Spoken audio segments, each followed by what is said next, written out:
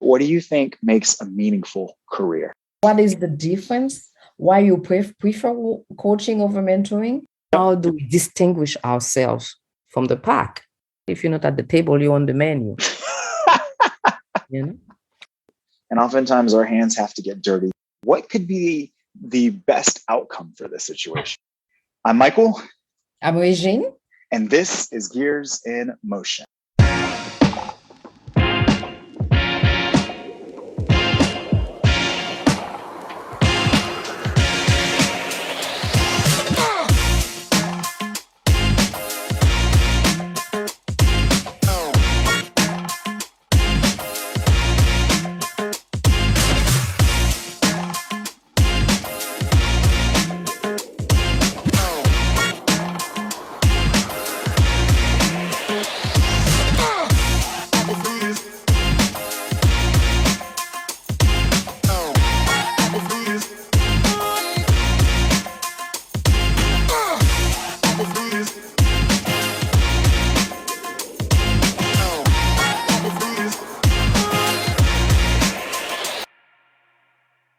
Have you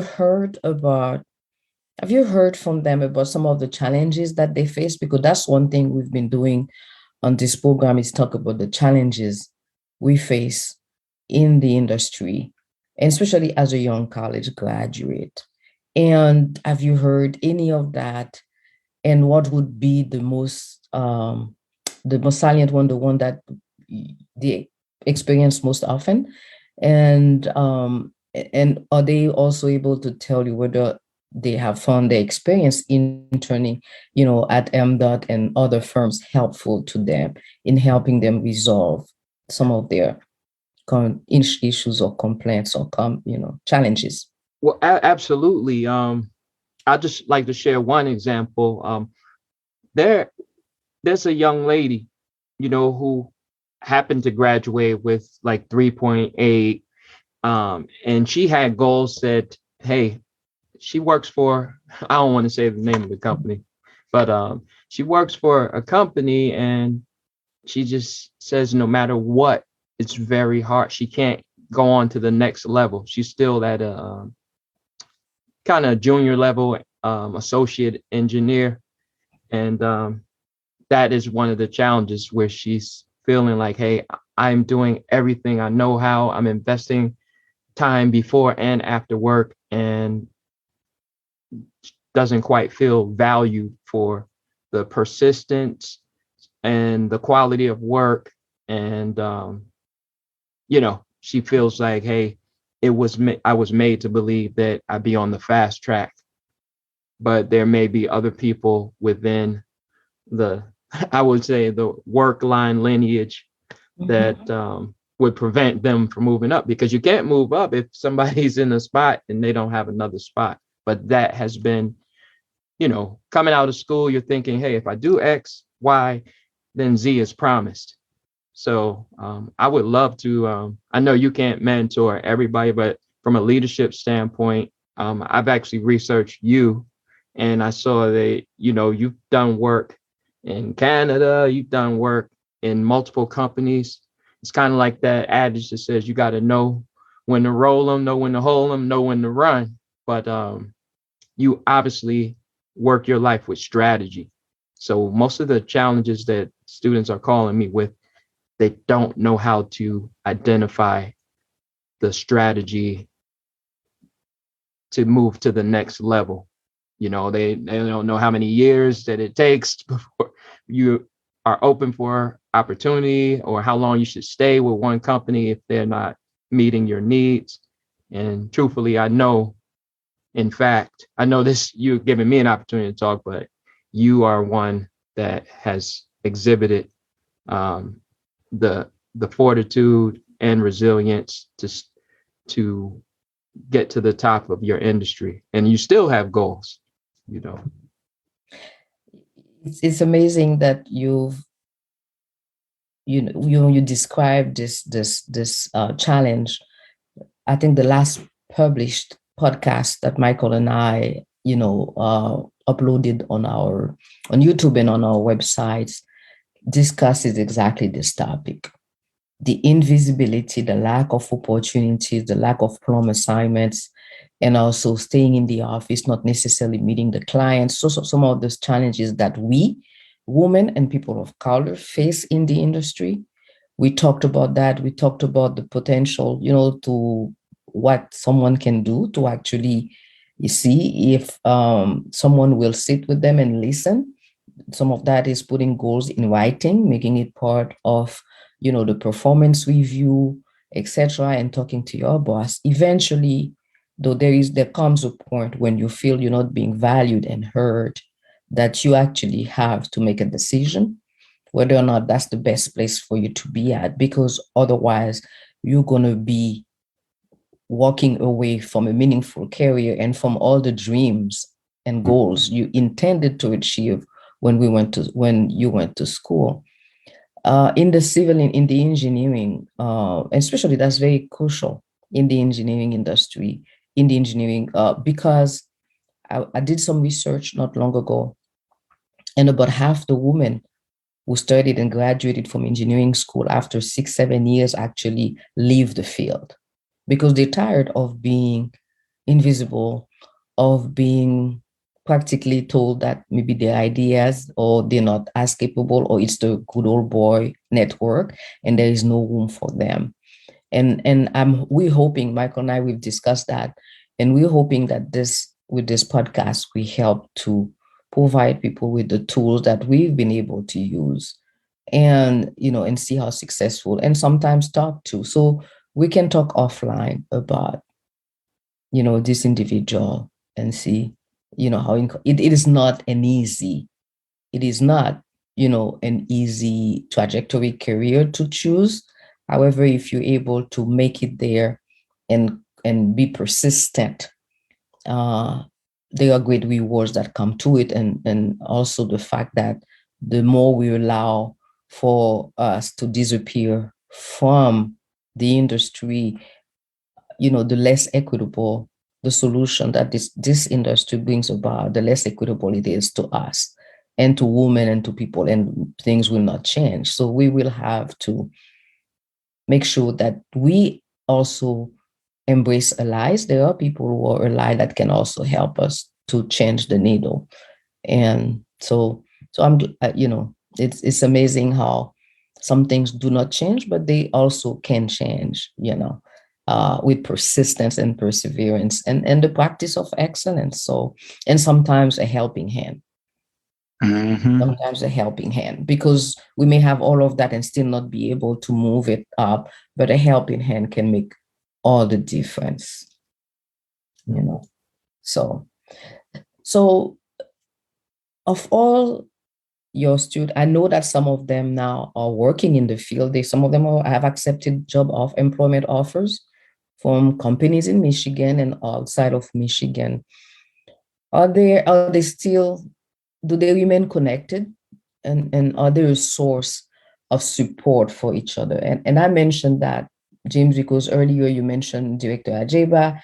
He asked you to meet me, etc. When we started back at the DOT, way back when we were a lot younger, we had a whole group that started together. And I always said that there is strength in numbers. And I always said that because there were so many of us going through, and you mentioned Greg Johnson also, because there were so many of us at the same time experiencing the same challenges, the same issues, and we worked together, we passed our EIT, we passed our PE, because we were all encouraging each other and we were all looking out for each other. And that has really helped us.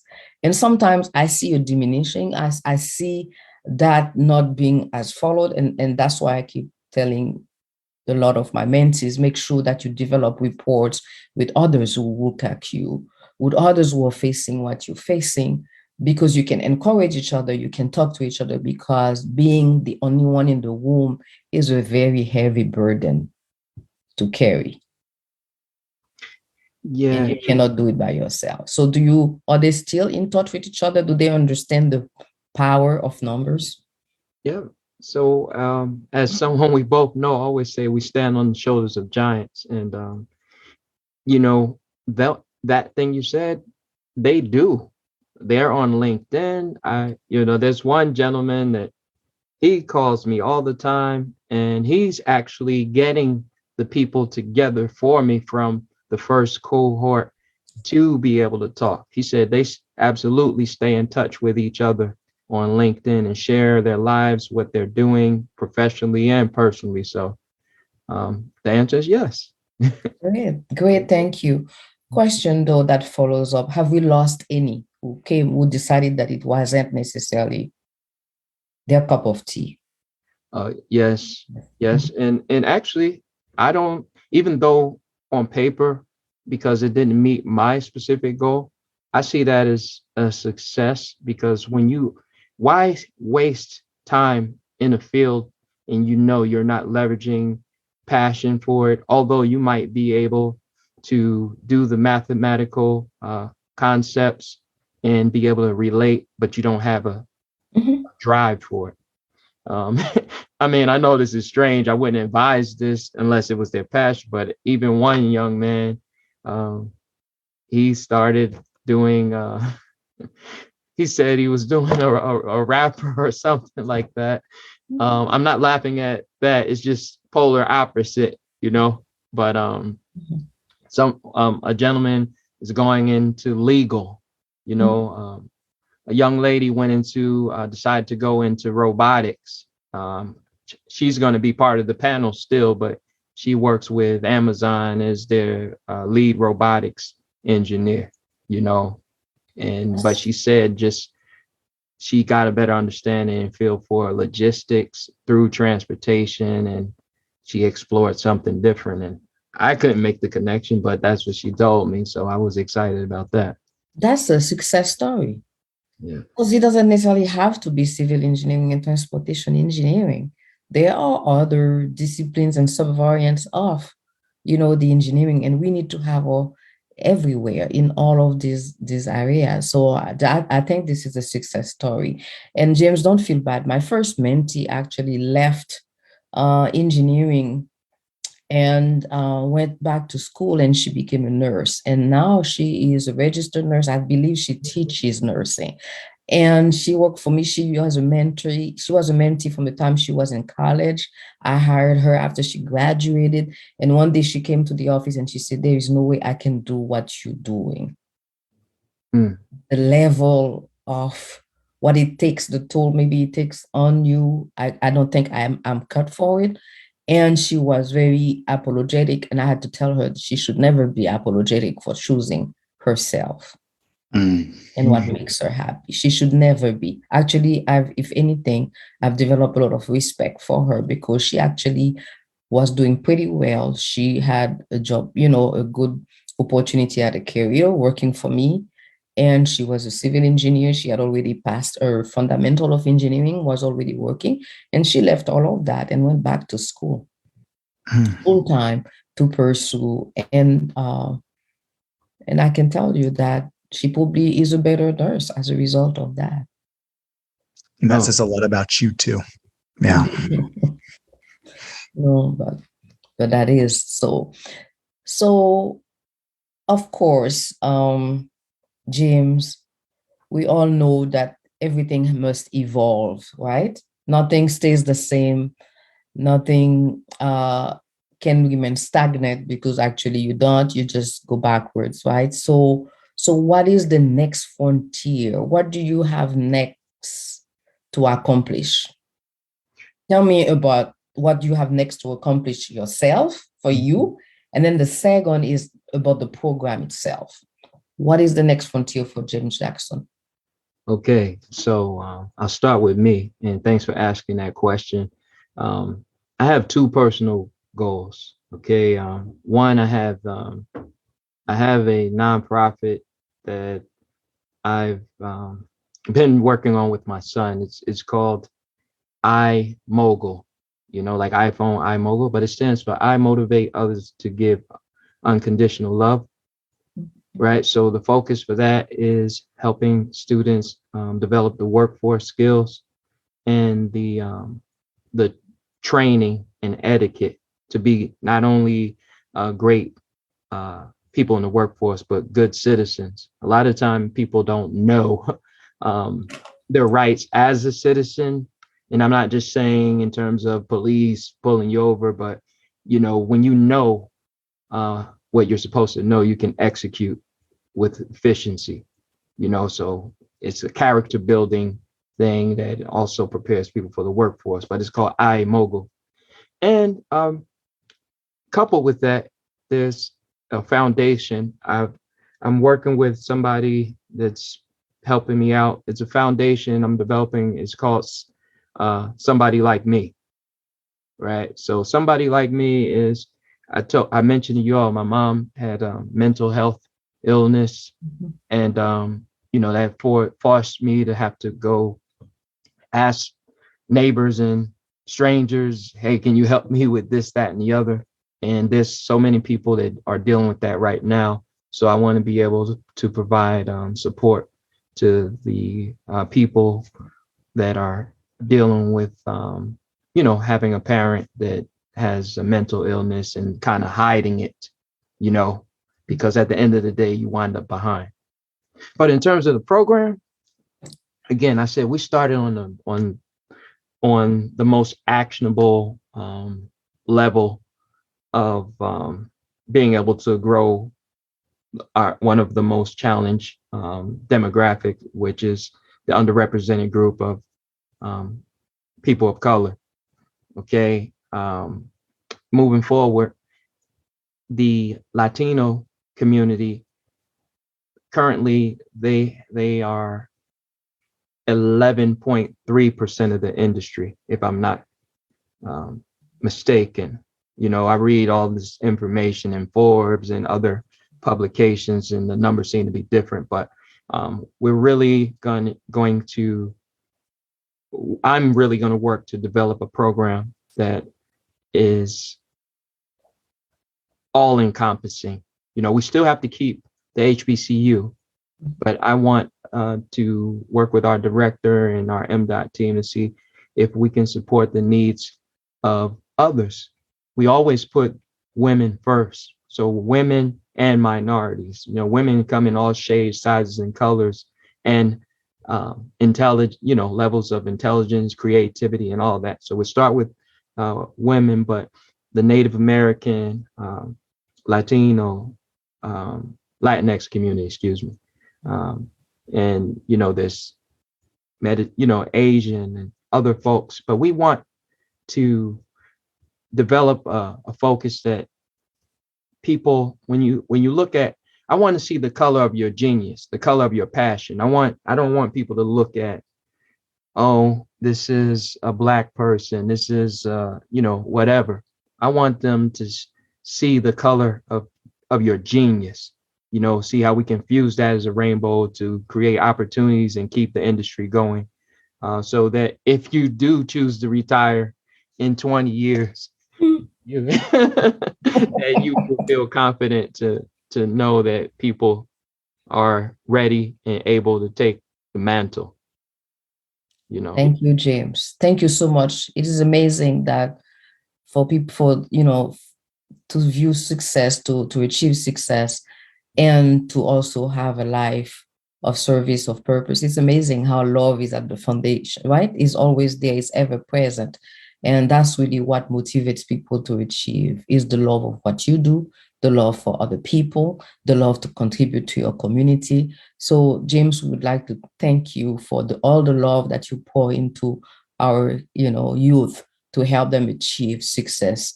And so thank you so much. Michael, you want to add anything too? Yeah, no, thank you. I think this has been insightful. I think it's been helpful to see someone that is interested in empowering the next generation of leaders, recognizing that the job is not just to place someone in a position, but to place someone in their calling, to place them where their skill set is being matched by the role that's required of them, and help them be able to identify that. I think there's nothing more I would add to that. Thank you for your time. Thank you for sharing with us. And as Regine said, you're on the hook. We will come back to you, but we will also use you to reference and help us continue the conversation. This is Regine. This is Michael. Until next time.